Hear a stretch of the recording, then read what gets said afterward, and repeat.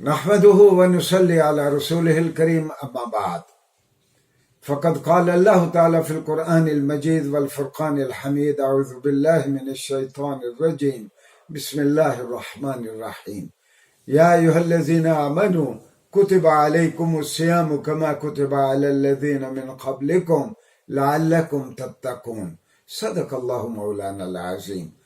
اللہ تعالیٰ نے فرمایا اے مومنو تم پہ روزے فرض کیے گئے ہیں بالکل اسی طرح جس طرح تم سے پہلی امتوں پہ فرض کیے گئے تاکہ تم تقوی اختیار کر سکو۔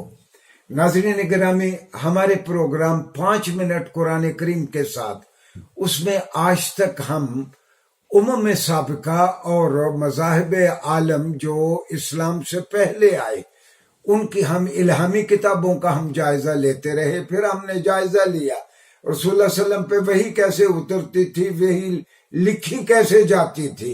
ناظرین گرامی، آج ہم جائزہ لیتے ہیں کہ امم سابقہ میں روزہ کس طرح تھا۔ قدیم ترین مذہب ہندو مت ہے۔ ہندو روزے کو برت کہتے ہیں۔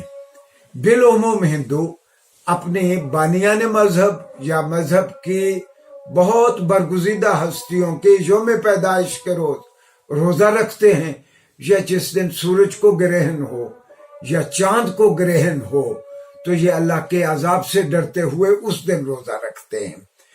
اور ناظرین گرامی، برہمن لوگ ہر مہینے کی 11 تاریخ کو اور 12 تاریخ کو اکادشی کا روزہ رکھتے ہیں۔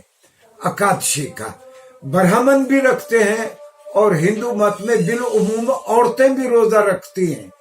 گویا برہمن مہینے میں 2 روزے اور سال میں 24 روزے رکھتے ہیں۔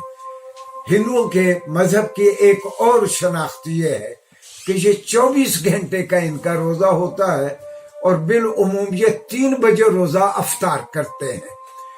اور آپ کہہ لیں کہ لنچ کے وقت یہ نئے دن کے لیے روزہ رکھتے ہیں اور لنچ کے وقت ہی یہ پچھلے روزے کو افطار کرتے ہیں، تو 24 گھنٹے کا روزہ ہے۔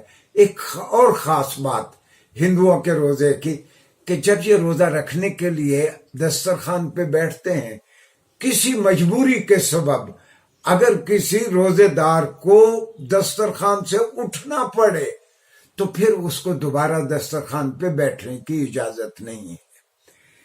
قدیم مذاہب میں مصری لوگ اور میکسیکو کے لوگ یہ بھی روزہ رکھتے تھے۔ یہ تقریباً سال میں 160 روزے رکھتے تھے، اور ان کے یہاں رواج تھا کہ یہ غیر شادی شدہ نوجوانوں کو، غیر شادی شدہ لوگوں کو روزہ رکھنے کی تلقین کرتے تھے تاکہ وہ تہذیب نفس کے لیے اور نفس کی خواہشات سے بچنے کے لیے غیر شادی شدہ لوگ روزہ رکھیں۔ اور ایک قدیم ترین مذاہب میں پارسی مذہب ہے۔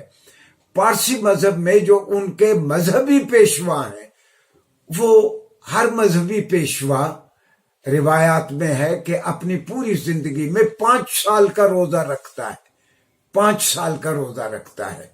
تو قدیم مذاہب میں یہودی مذہب ہے، اور حضرت موسیٰ علیہ السلام توریت لینے کے لیے طور پہ گئے، جبل طور پہ گئے، اور روایات میں ہے کہ حضرت موسیٰ علیہ السلام نے 40 روزے رکھے، 40 دن آپ نے طور پہ قیام کیا۔ تو لہذا یہودیوں کی تقویم میں ان کے کیلنڈر میں 7واں مہینہ ہے تشرین، تو تشرین کی 10ویں تاریخ کا روزہ بالعموم یہودیوں کے یہاں بہت محترم روزہ ہے۔ اس کے علاوہ میں آپ کو یاد دلا دوں زمانی ترتیب سے حضرت موسیٰ علیہ السلام کے بعد حضرت داؤد آئے۔ داؤد علیہ السلام کا کہنا یہ تھا، ان کے بارے میں روایات ہیں کہ حضرت داؤد ایک دن روزہ رکھتے تھے، ایک دن افطار کرتے تھے۔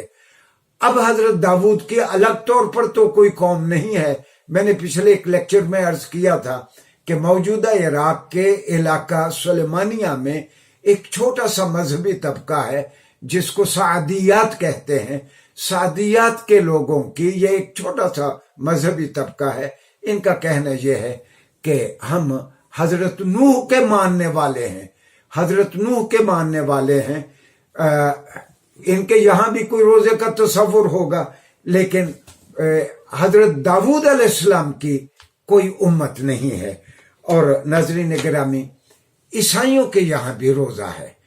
रिवायात में है कि हजरत ईसा अलैहिस्सलाम ने 40 रोजे रखे।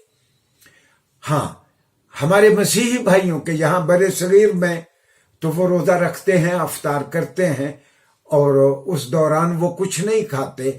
अलबत्ता यूरोप में हमने देखा कि बहुत सारे मसीही रोजा इस तरह रखते हैं कि वो कहते हैं कि आज मेरा रोजा है और मेरा रोजा ये है कि मैं कोई फ्राई की हुई चीज नहीं खाऊंगा।